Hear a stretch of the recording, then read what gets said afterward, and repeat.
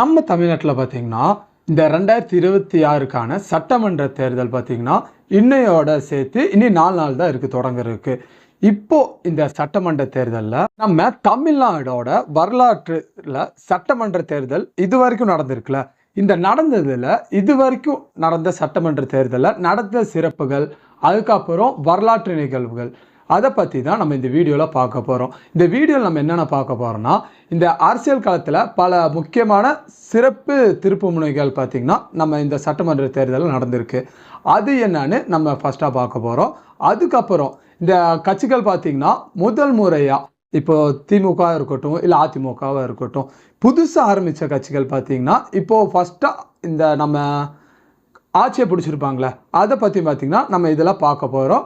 அவங்க வெற்றி பெற்றது, அதுக்கப்புறம் அவங்க தோல்வி பெற்றது, இதெல்லாம் பற்றியும் தான் இந்த வீடியோவில் நம்ம பார்க்க போகிறோம். அது மட்டும் இல்லாமல் அவங்களோட ஏற்றங்கள், அதுக்கப்புறம் பார்த்திங்கன்னா தோல்விகள், அதுக்கப்புறம் அவங்களோட இந்த பிரச்சாரங்களாக இருக்கும்ல, பிரச்சாரம் பண்ணங்களில் பெரிய ஒரு சம்பவங்களாம் பண்ணியிருக்காங்க. அது என்னென்னா இந்த இதில் பார்த்திங்கன்னா நம்ம இந்த வீடியோவில் ஃபுல்லாக பார்க்க போகிறோம். அதனால இந்த வீடியோ பார்த்திங்கன்னா ஒரு சிறப்பாகவே இருக்கும். இந்த வீடியோவை நீங்கள் ஸ்கிப் பண்ணாமல் லாஸ்ட் முடியும் பாருங்கள், ஓகேங்களா? சரி வாங்க, இப்போ டைம் வேஸ்ட் பண்ணாமல் நம்ம வீடியோக்குள்ளே போய் பார்க்கலாம். ஃபர்ஸ்ட்டாக பார்த்தீங்கன்னா நம்ம திராவிட மாடல் ஆட்சி தான். இவங்க முதல் முறையை வெற்றி பெற்றதை பார்க்கலாம். அதுக்கப்புறம் அதிகாரத்தில் பார்த்தீங்கன்னா இவங்க ஆட்சிக்கு வந்தாங்களே, அப்போ பார்த்தீங்கன்னா ஒரு பெரிய மாற்றங்கிறது வந்துச்சு. அது என்னன்னு ஃபர்ஸ்ட் பாயிண்ட்ல இப்போ நம்ம பார்க்கலாம். நம்ம தமிழக அரசியல் வரலாற்றிலே பார்த்தீங்கன்னா இந்த 1967 இந்த ஆண்டு தான் பார்த்தீங்கன்னா ஒரு முக்கியமான திருப்பு முனையாக இருந்துச்சு. எதனாலனா நம்ம திராவிட முன்னேற்ற கழகம், உங்களுக்கு ஈஸியாக சொல்லணும்னா நம்ம திமுக, இவங்க பார்த்தீங்கன்னா அப்போ தான் முதல் முறையாக நம்ம தமிழகத்தில் ஆட்சிங்கிறது அமைக்கிறாங்க. இவங்க போட்டியிட்டதில் நம்ம தமிழ்நாட்டில் இருக்கிற சட்டமன்ற தொகுதிகள் 234 இடங்களை பார்த்தீங்கன்னா இவங்க போட்டியிட்டாங்க. அதில் இவங்க ஜெயிச்சது பார்த்தீங்கன்னா 179 இடங்களை பார்த்தீங்கன்னா இவங்க வெற்றி பெற்று ஒரு வரலாற்றை பார்த்தீங்கன்னா அந்த டைமில் இவங்க படைச்சாங்க. அந்த டைமில் நம்ம அண்ணாதுரை இருக்கார்ல, அவர் தான் பார்த்தீங்கன்னா நம்ம திமுகவோட முதல்வராக பார்த்தீங்கன்னா அந்த டைமில் பதவிங்கிற ஏற்றாரு.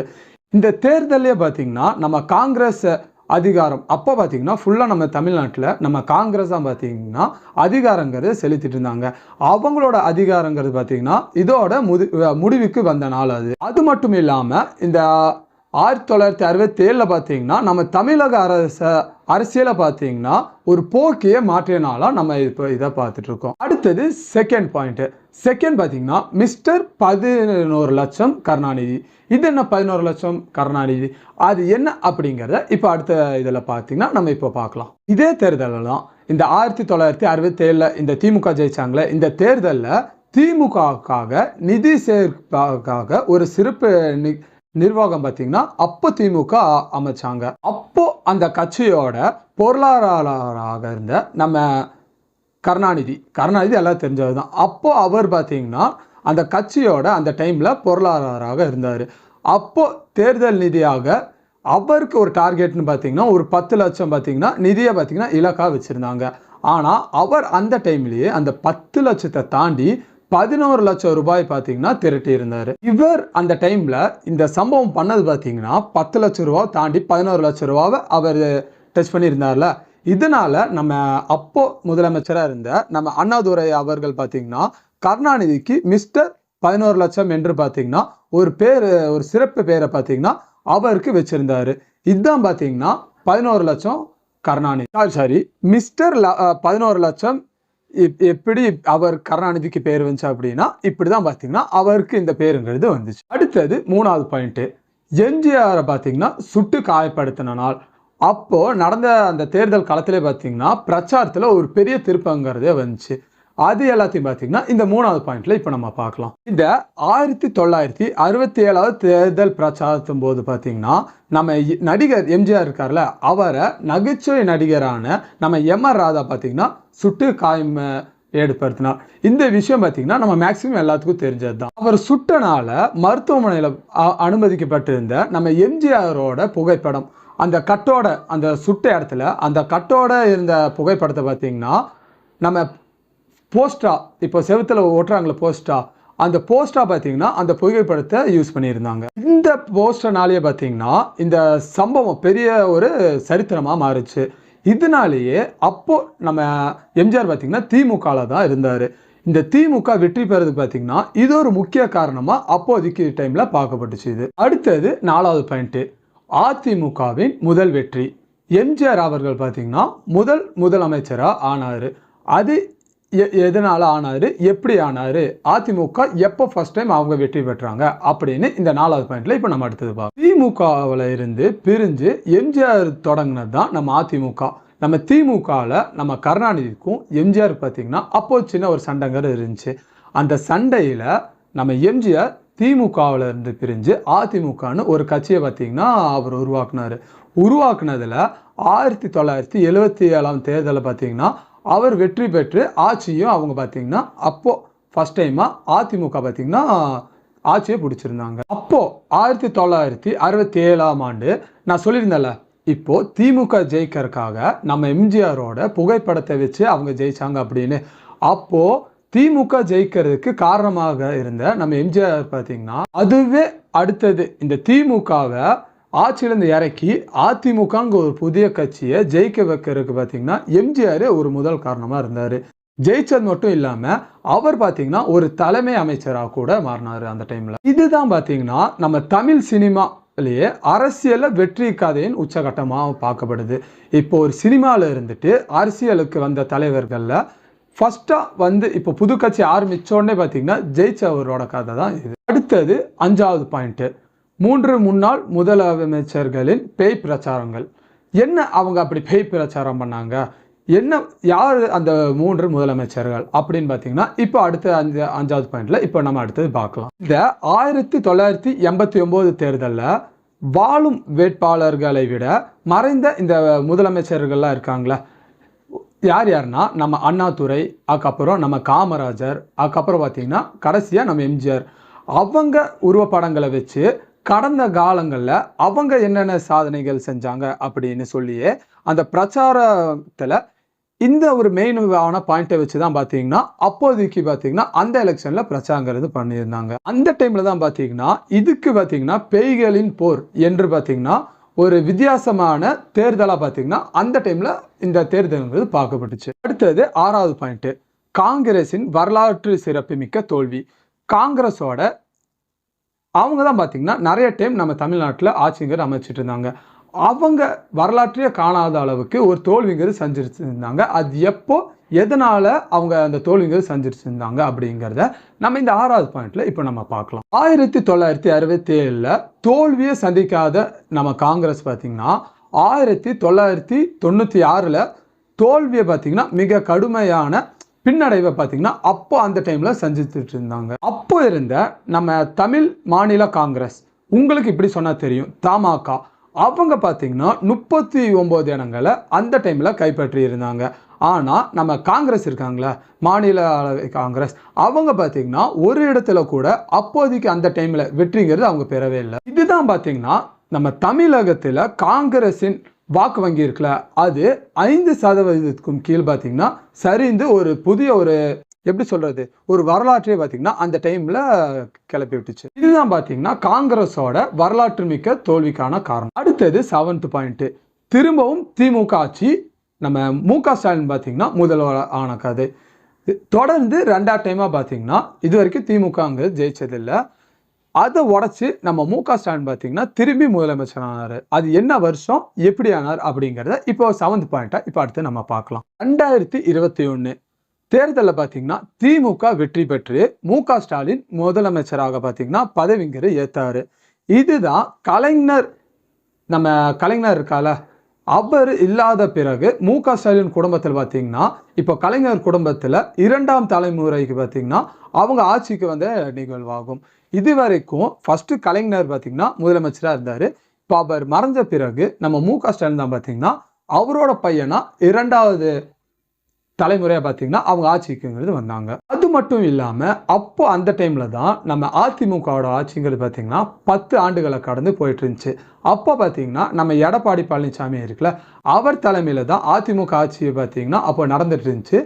அப்போதான் மு.க. ஸ்டாலின் முதலமைச்சராகி அதிமுகவை பார்த்தீங்கன்னா ஒரு முடிவுக்கு கொண்டு வந்த தேர்தல்லாம் நம்ம 2021 தேர்தல். அடுத்தது 8வது பாயிண்ட், திருச்சி மாநாடு.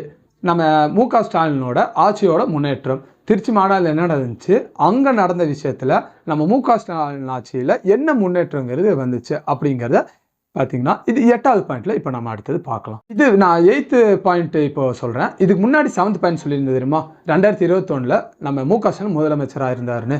அதுக்கு முன்னாடி நாள் தான், இந்த தேர்தல் நடக்கிறதுக்கு முன்னாடி நாள் தான் திமுகவோட ஒரு கூட்டங்கிறது பார்த்தீங்கன்னா திருச்சியில் ஒரு மாபெரும் மாநாடாக பார்த்தீங்கன்னா அங்கே நடந்துச்சு.